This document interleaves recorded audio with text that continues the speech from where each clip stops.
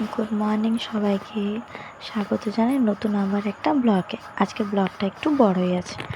তো আজকের দিনটা ছিল আমার কাছে অনেকটা স্পেশাল। সকাল সকাল ঘুম থেকে উঠে তারপর বিছনাপত্র সব ভালো করে গুছিয়ে নিয়ে তারপর স্নান টান করে অনেক কিছু কাছাকাছি ছিল, সব কিছু করে একদম বসে পড়লাম পুজোতে। হ্যাঁ, এটা ছিল শ্রাবণ মাসের 3য় সোমবারের ভিডিও, যেটা পোস্ট করতে আমার একটু দেরি হয়েছে, কারণ ভয়েস ওভার দিতে একটু সময় লেগেছে, আমি সময় পাইনি। তো আমি যখন আমার বিয়ে হয়নি তখন আমি বাড়িতে শিব প্রতিষ্ঠা করেছিলাম। আর আমার অনেক ইচ্ছে ছিল, আমি বলেছিলাম যে আমার যখন বিয়ে হয়ে যাবে আমি শ্বশুরবাড়িতে যেও প্রথম বছর শিব প্রতিষ্ঠা করব। যেটা সে ছিল সেদিন আমি খুব খুব খুব হ্যাপি ছিলাম আর করেও ছিলাম। তো আমাকে কেমন লাগছে তোমরা সবাই জানিও। এই শাড়ি, এই সব কিছু আমার বর আমাকে কিনে এনে দিয়েছিল। প্রথম সোমবারই পরার কথা ছিল, কিন্তু কোনো কারণবশত সেই সোমবার আমরা করতে পারিনি, যার জন্য এটা 3য় সোমবার করেছিলাম।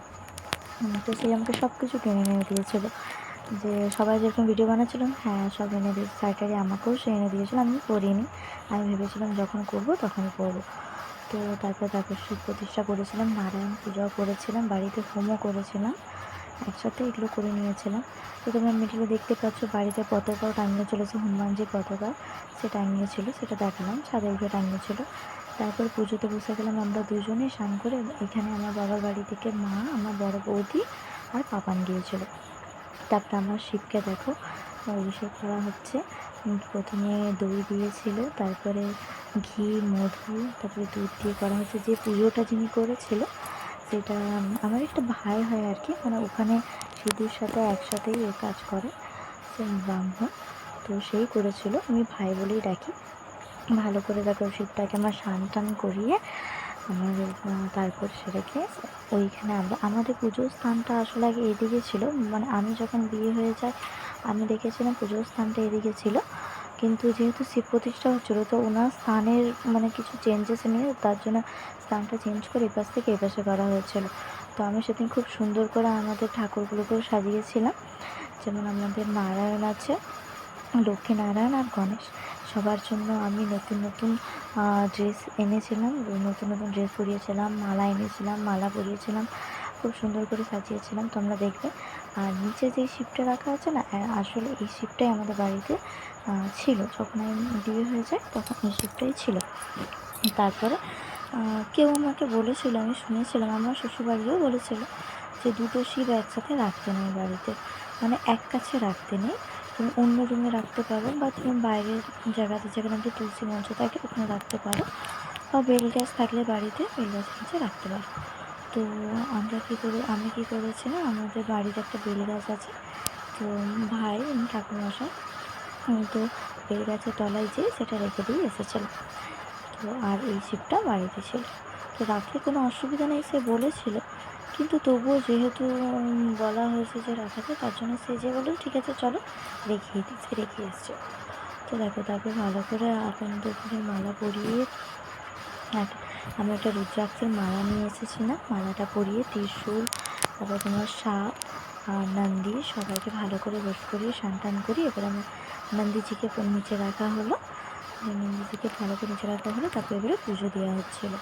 তো মন্ত্রগুলো শুনলে ভালো হতো, কিন্তু ভিডিওটা প্রচুর লং হয়ে যাবে বলে আমি তার জন্য মানে শর্ট করে মানে প্রচুর স্পিড করে মন্ত্রগুলো করে দিয়েছি। তারপরে পুজো হয়ে যাওয়ার পর আমাদেরকে বললো যে এবারে মানে অভিষেক করতে মহাদেবের মাথায়। তো তারপরে আমরা সেটা মানে ওই একটা কষা কষি যা থাকে ওর মধ্যে ঘি, মধু, দই, তারপর আর যা দুধ সব কিছু দিয়ে মানে পঞ্চামৃত করে আমরা দুজন মিলে সেটা নামবো। আমাদের দুজনের নামে সংকল্প করেই শিবটা বসানো হয়েছে।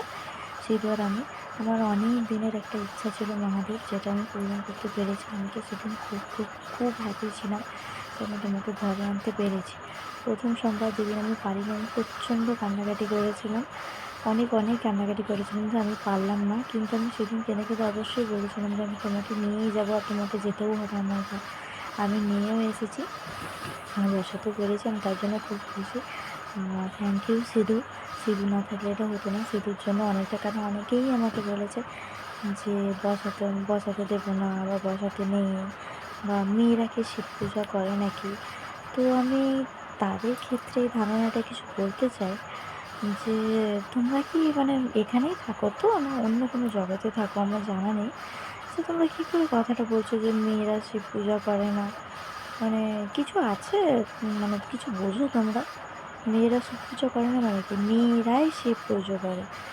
আমি এটা বলছি না যে ছেলেরা করে না, ছেলেরাও করে, কিন্তু মেয়েরাও শিব পূজা করে, মেয়েরা বেশি করে।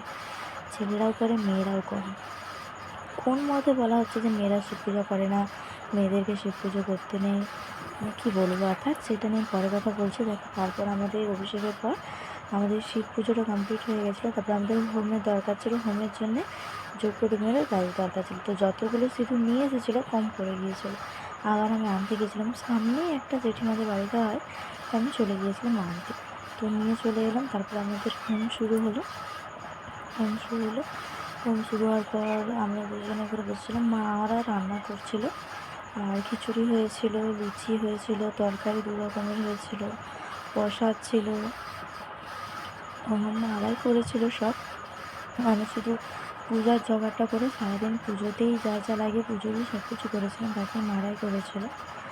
তো হোমটা হোক, দেখা যাক। হ্যাঁ, তো তারপর যে ব্যাপারটা যে মেয়েরা শিব পুজো করে না, দেখো তুমি করো না, তুমি সেটা নিজে অ্যাকসেপ্ট করো, ঠিক আছে? যে হ্যাঁ তুমি করো না, তুমি লোককে বলতে যেও না, না জেনে তো কিছু বলতে যেওই না, ঠিক আছে? যে মেয়েরা শিব পূজা করে না, আগে জানো তারপরে বলতে পারো। যে তোমার যেটা পছন্দ নয় সেটা তোমার পছন্দ নয়, এটা মানে এটা ঠিকও নয় যেটা তোমার ভালো লাগে না সেটা অপরজনেরও ভালো লাগবে না। আমাকে মনে হয় সবাইকেই শিব পূজা করা দরকার, শুধু আমাকে কেন, তুমিও একবার করে দেখো, তোমাকেও ভালো লাগবে, ঠিক আছে? তুমি সেটা করে দেখো। আর এমনিতে ওটা ভালো লাগার জন্য, এটা ভক্তির একটা বিষয়। আমার মনে হয় না যে তুমি বললো তোমার ভক্তি বেশি, ছাড়ো, তোমার উপর আমি কোনো কথা বলতে চাই না। সে যে হোক আর কি। তারপরে দেখো আমার হোম হয়ে চলে এলো। তো আমি কোনো খারাপ মাইন্ডে কথাগুলো বলিনি কাউকে, তো কেউ পার্সোনালি গায়ে নিও না। তো মনে এলো, আমি শুনেছিলাম কোথাও, তার জন্য আমি রিপ্লাইটা দিলাম আর কি, বাস, আর বেশি কিছু না। কেউ গায়ে নিও না। তারপরে দেখো শিব পূজা করা কমপ্লিট, হোমও কমপ্লিট হয়ে গেলো আমাদের। হোমে তারপরে দুধ দিয়ে হোমটা করা হলো। তারপরে আমাদের যেটা তোমাদেরকে বললাম প্রথমে, যে শিব দুটো এক কাছে রাখতে নেই, তো সেটা নিয়ে বেলগাছের নিচে রেখে নেবো, ওটা আমাদের বেলগাছ ছিল। তো তারপরে যেটা কীর্তি তোমরা সেটা দেখো, আমার পাপা লুচি করছে, আমার মারা সে লুচি করতে গেছে, কী সুন্দর নাই লুচি রয়েছে, তুমি দেখো। আমি সিরিয়াসলি গাইস, আমিও এত গোল করতে পারি না, কেন মিথ্যা বলবো? কী সুন্দর গোল করছে তোমরা দেখো। গোল করে আবার সেটাকে থালায় তুলে রাখবে। ওর করা লুচি তো কতগুলো ভাজাও হয়ে যায় না, 3-4টা। আমার বৌদিকে আমি বলি, কেন বাচ্চাটাকে একবার খাটাও বলো তো, বাচ্চাটা কত খাটায়, কষ্ট দেয়। এনিওয়ে, তোমরা প্রসাদ দেখে নাও। অ্যান্ড টাটা, আজকের মতো। আবার দেখা হবে নেক্সট কোনো ব্লগে।